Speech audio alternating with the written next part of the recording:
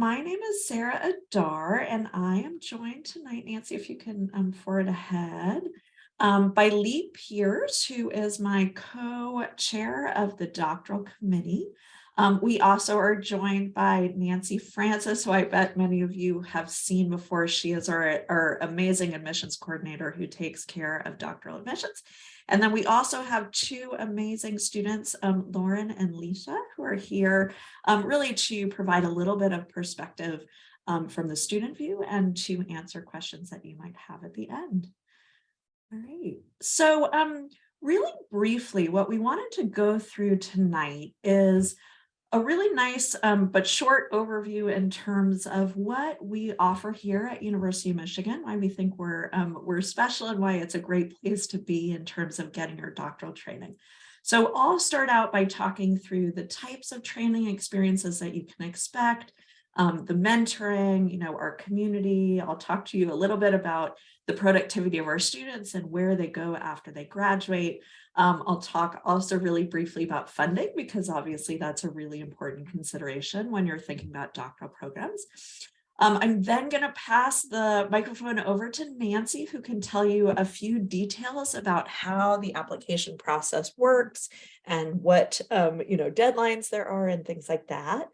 Lee is going to talk also about the application process, just in terms of giving you some tips and things that you can think about as you're preparing your materials. So really how to, create a successful package that best presents all of the wonderful characteristics that you bring to the table. And then at the end, we're going to have our two students from our epidemiology doctoral student organization, just kind of introduce themselves and share a little bit about their experience. And then we will wrap up with a short Q&A.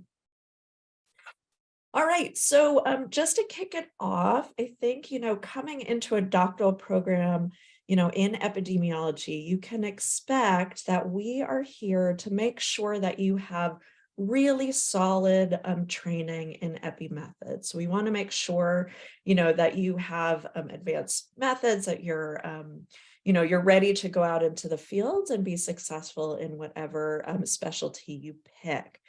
The first bit of that training starts out in our classroom. So in the first year, we have, rigorous methods training to make sure that you have that core understanding down strong, that you understand modern approaches to epidemiology.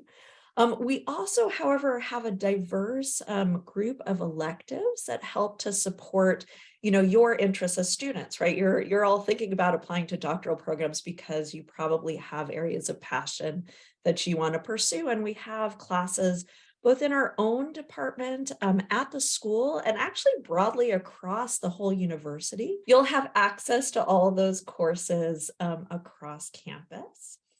The other thing that we also have running is a seminar series, and we have other professional development opportunities that basically help support you.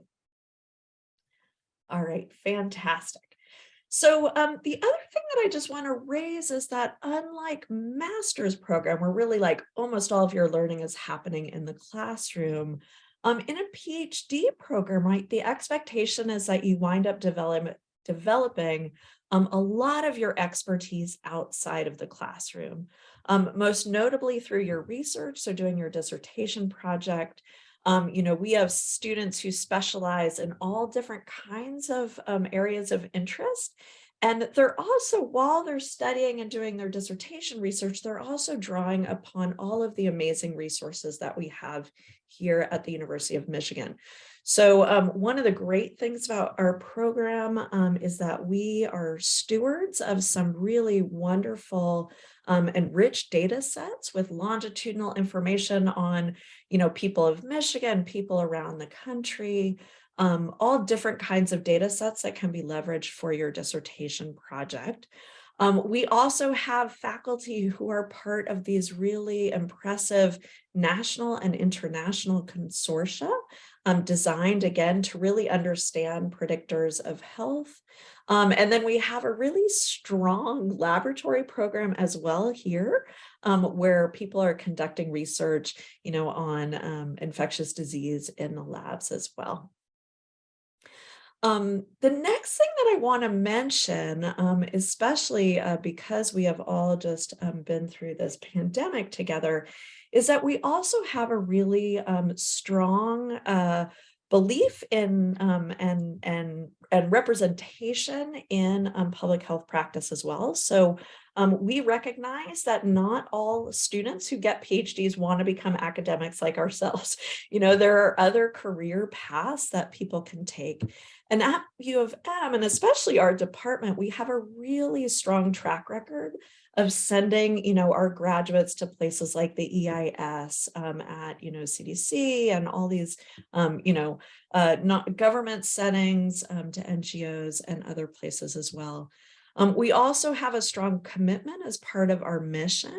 And as a public institution that I think we're really proud of being, a great public institution, is that we're here also to support our surrounding communities. And so, we put up a couple of pictures here. One is of Marissa Eisenberg, who is really important in doing a lot of the support for our own local, and national and international efforts surrounding the pandemic. And other people, right? We're working with community partners. We were conducting surveillance. People work with the healthcare systems and all different kinds of things. So that's another important feature that we support in our program. All right. The other thing that I want to raise as being one of the core missions of our school relates to this really strong commitment to diversity, equity, and inclusion.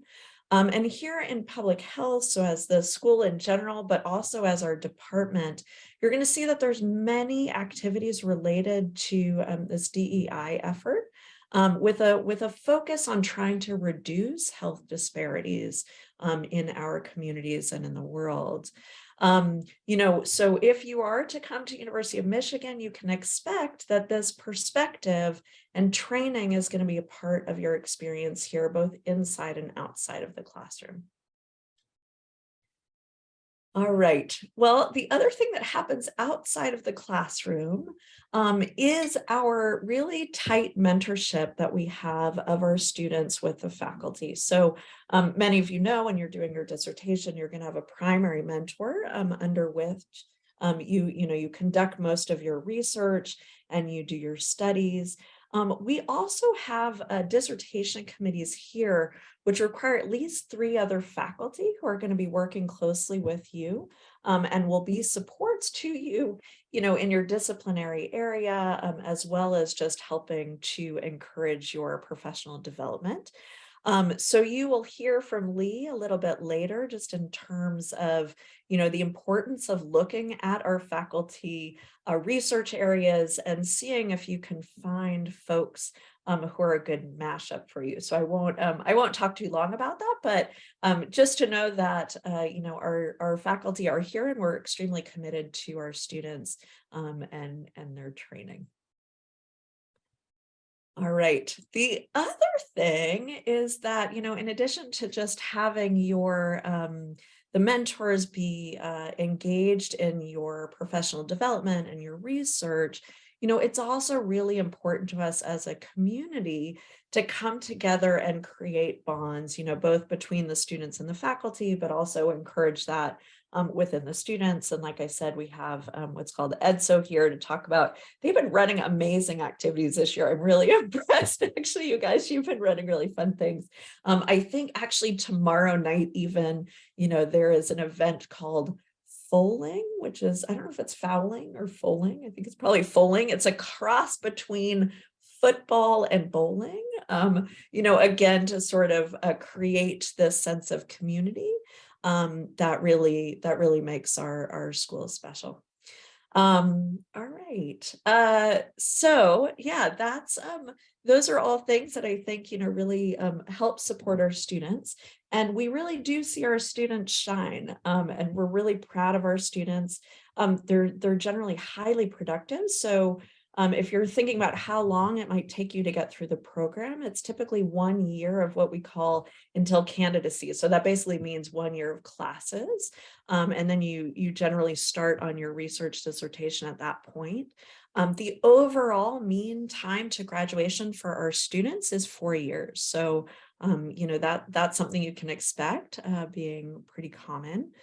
And then, our students are productive with respect to their research. So by the time our students graduate as PhD students, almost 80% of them already have published a paper, and that's out in print. Almost 50% have published 3 or more papers, and almost all of our students will have presented at conferences. So, our students are doing really strong work and getting it out there into the community. So everybody can learn from that.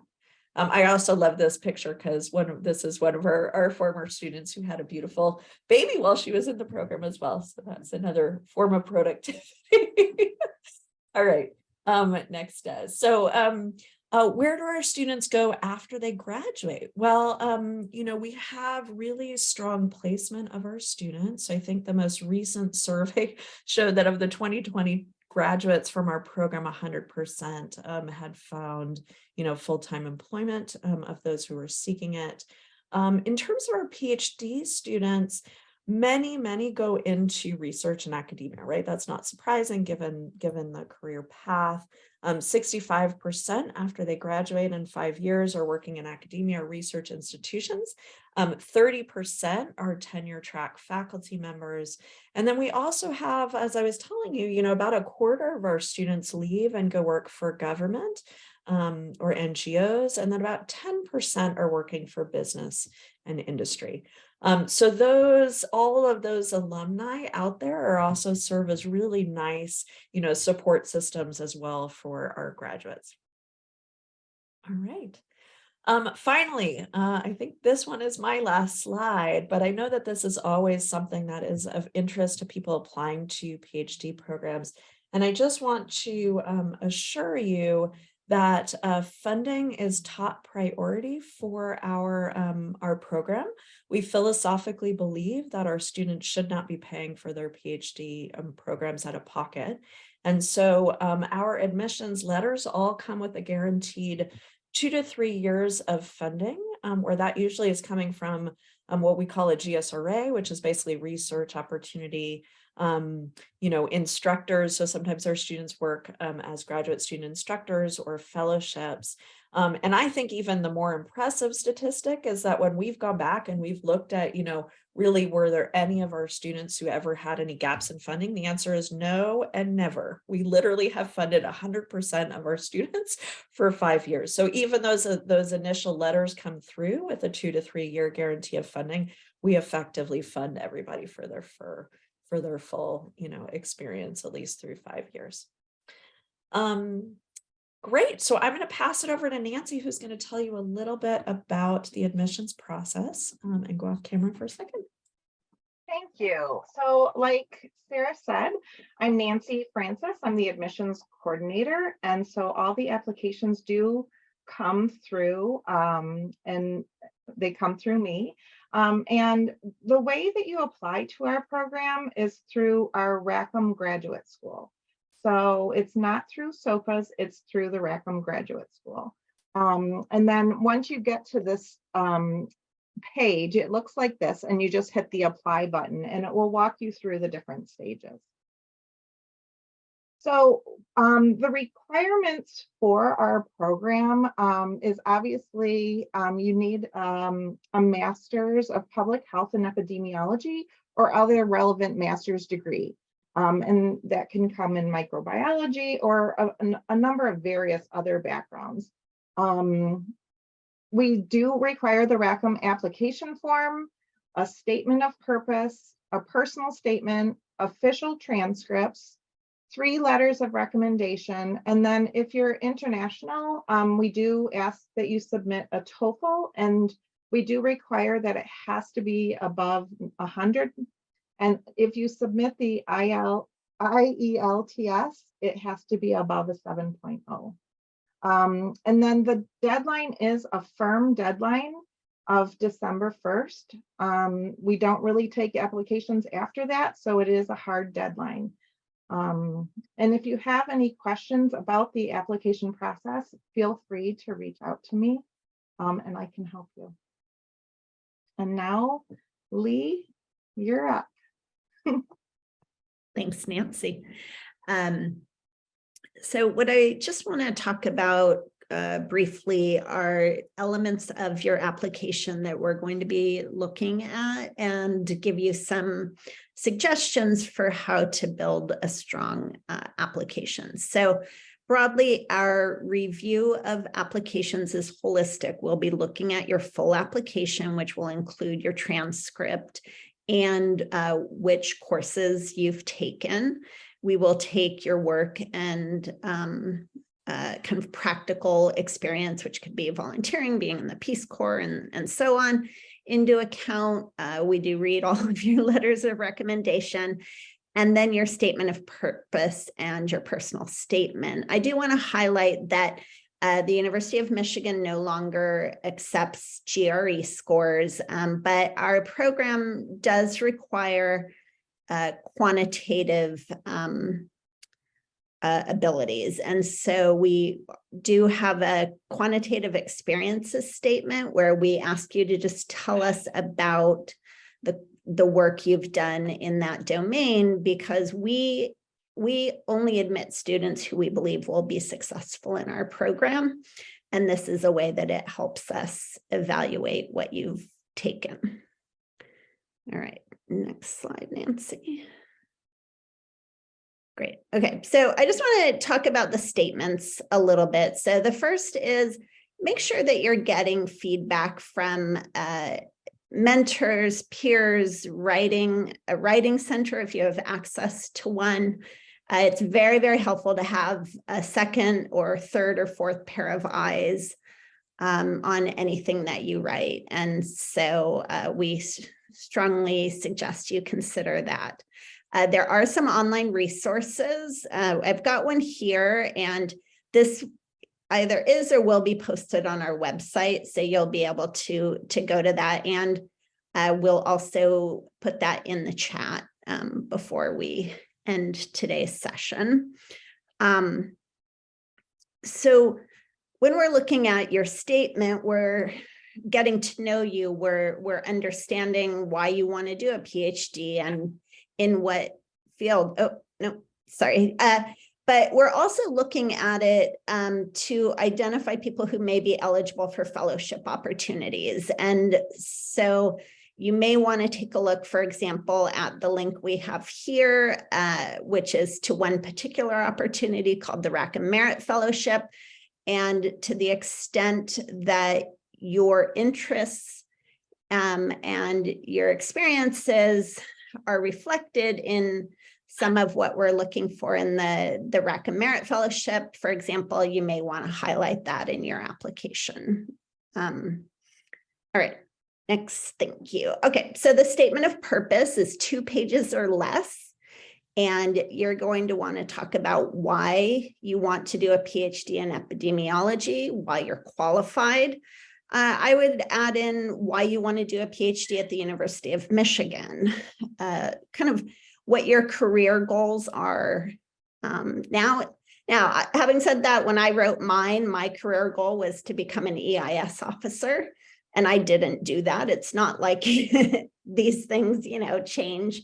They're not static, but we'd like to know right now what you see in your future.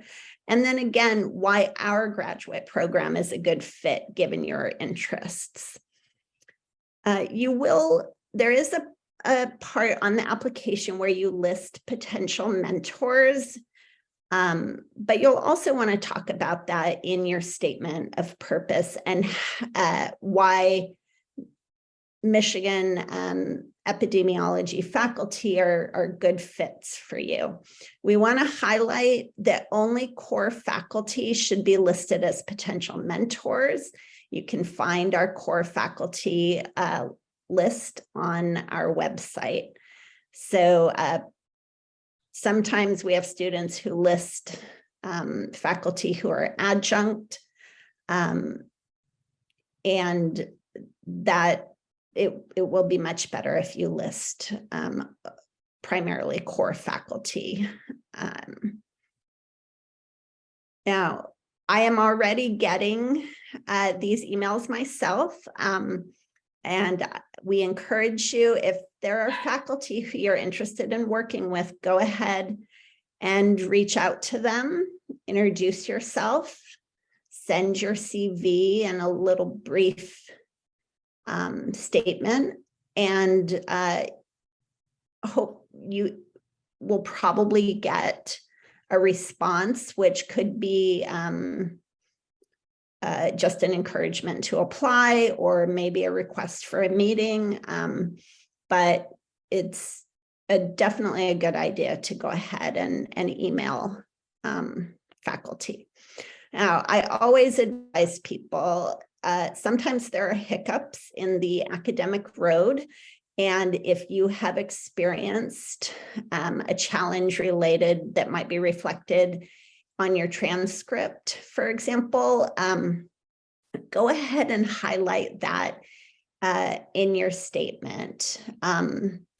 It's better to address it than to leave it for us to try to work out why maybe there were some hiccups reflected on your transcript. Okay. All right. So then the other statement is your personal statement, which is brief. I highly recommend sticking to page limits or word limits. And this is us, asking to get to know you a little bit better, including both opportunities or challenges you've faced and how those may have influenced your decision to want to do a PhD in epidemiology. And okay. So I think that wraps up what I wanted to talk about. And turning this over, looks like, to Lauren. Yes. Hi, everyone. My name is Lauren Obsasnik. I'm a second year PhD candidate in the Department of Epidemiology. And so I am also on the board of ETSO, which is the student organization that you can see up here. ETSO stands for Epidemiology Doctoral Student Organization. So basically, this is a student-run organization where our overall goal is to provide academic, personal, and professional support to all of the doctoral students at U of M. So as an organization, we collaborate with other students, faculty, and administration in order to kind of strengthen the department, and also to ensure that the students' voices are being heard within the department. We really strive to provide for programming that supports the mental and physical well-being of the students, because we do know that this program, we're in it for the long haul, and we really want to give students an outlet to kind of get together in more of an informal fashion. So overall, our goal is to host monthly or bi-monthly events where we do give students that opportunity to unwind and mingle with their classmates, as well as students in other cohorts, which is a great opportunity to meet people, also learn about others' research experiences. So overall, it's a wonderful time. And so far this year, I know Dr. Adar has said that we've put on a few events. And so we had a back to school picnic at the end of August. We hosted a game night just a few weeks ago. We worked and hosted a trip to a local cider mill. And then next month, we'll also be hosting a Michigan football tailgate. So we really do try to give variety and do all types of activities where everyone feels welcome. And again, just an informal setting. So my role on the committee is the social co-chair and SPHD representative. So that means I'm working with other PhD department representatives from within the School of Public Health. So that's like biostatistics, health behavior, health education, health management and policy. So the purpose is to host events for all PhD students from across different disciplines. And these events are really a nice way to meet other students outside of the epidemiology department. So any current students who are enrolled in the doctoral epidemiology program is eligible for membership in ETSO. It's strongly encouraged, and I think overall it has a lot of positive feedback. So if you do come to Michigan, we would love to have you in the department and hopefully on the board at some point. So I think that's all for that, but I can talk a bit about myself and my background more, and also why I decided to choose Michigan. So like I said previously, I am a second-year PhD candidate, and I'm working with Dr. Jennifer Smith. And my research focus is really on social genetics and social genomics. So prior to starting my PhD at Michigan, I actually received my master's in biostatistics at the University of Michigan in 2016. And as Nancy said, I didn't actually get my master's in epidemiology. It was in biostatistics. So it does offer the opportunity to have multiple different backgrounds. And so I then worked for a few years in academic research before deciding to come back to Michigan. So when I was applying to PhD programs, the number one thing that I personally was looking for was my fit, like how my research interests and personality would fit into the programs that I was looking at. And the philosophy behind that was like, I knew I was going to be spending years at this school that I would be attending. So I just wanted to make sure that it was a place where I could really see myself being happy and thriving both personally and professionally.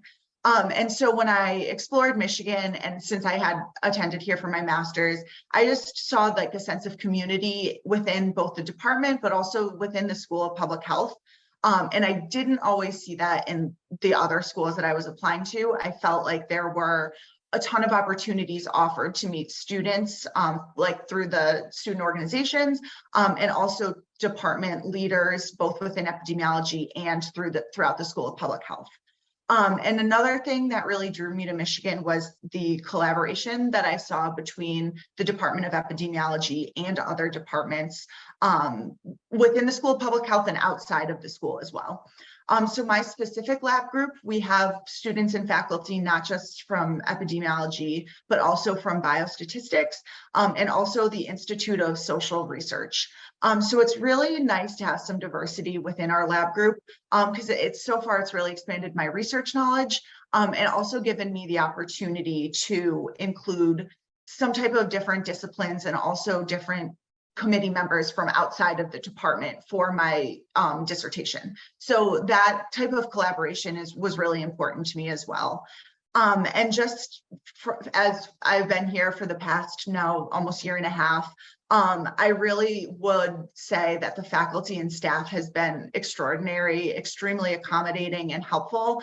And I've really, over the last couple of years, I've developed strong relationships with not only faculty and staff, but also the students in my cohort. It's really nice to know that if there's something wrong or if there's something that I'm struggling with, I have multiple outlets to go to. And that kind of gives me the confidence to know that like I have people to reach out to, and I will be successful in this program. So I think overall it's a wonderful program, wonderful resources, and wonderful collaboration. Those are my main takeaways. So Leisha, if you want to go ahead and give your perspective. Of course. Hi, everyone. My name is Leisha. Same as Lauren, I'm also a second-year PhD candidate now working with Dr. Jennifer Smith.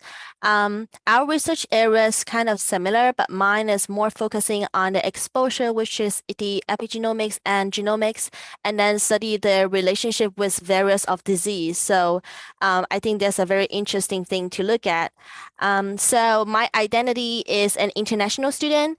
I came to the US back in 2018, and I came to University of Michigan as a master's student. So during the 2 years of my master's, actually, I explore a lot of the education systems here. Is pretty different from where I come from. And I feel like Michigan gave me a strong opportunity and chances to support me throughout my study. So I actually went to Israel for my internship, which will not be true if without the school support. So when I was applying for the PhD program, I applied for the field. But when I compare among the schools, I feel like the most important things we need to consider when applying for PhD, the first thing is if you can find a mentor that really fits your study of interest, and is there any good collaborations between the professors that you're going to apply and with other schools or just within other departments within the U of M? And also what's important is the whole academic atmosphere within the School of Public Health, not only inside your lab, but also like around the school, which I feel Michigan has a very strong academic vibe around the building. So every time you walk in, you feel like, oh, this is a place that I know I'm going to be successful during my research career. And also I feel very inclusive throughout the cohort and also just in general, the whole school. So I was pretty a little bit shy when I first came here because I don't know what to do. But I got a lot of support, which I think is extremely important for especially an international student. Your peers, your faculty, and also your administrative team, like Nancy here, really gave a lot of support throughout the career, which makes me think that Michigan is really a nice place. And to be honest, I didn't receive that kind of advice throughout my whole application process, and that is also why I developed this like strong connection already during my application process. And my love about the PhD program, especially, I think the first year, as Sarah introduced, that you need to take a bunch of courses, which I think is pretty essential. Because those courses not only help you to build a foundation for your future studies, you learn how to critically think about papers, publications. You learn how to use multiple statistical methods for different data sets that you will be using. And also, the most important thing is you learn how to design a study, which is what you are going to do for the rest of your PhD years. So all of the things is wellly built during the first year or the first 2 years of your PhD program, which I think strongly supports you to walk through your research during the last couple years of your PhD. And as Laura already said, I think there's many collaboration opportunities, not only within ACE-PH, but also even between different schools. So we have some collaborations with the University of Mississippi, for example, and I think that's pretty cool. And we know people outside of Michigan and we have a strong connection too. So in general, I think Michigan is very inclusive and a welcoming place that if you are admitted, I believe you will have a very, very happy 4 years, I say. 4 years here in Ann Arbor is a very peaceful town, but you will have many happy things happen that I think you will not be regret for the rest of your life. Thanks.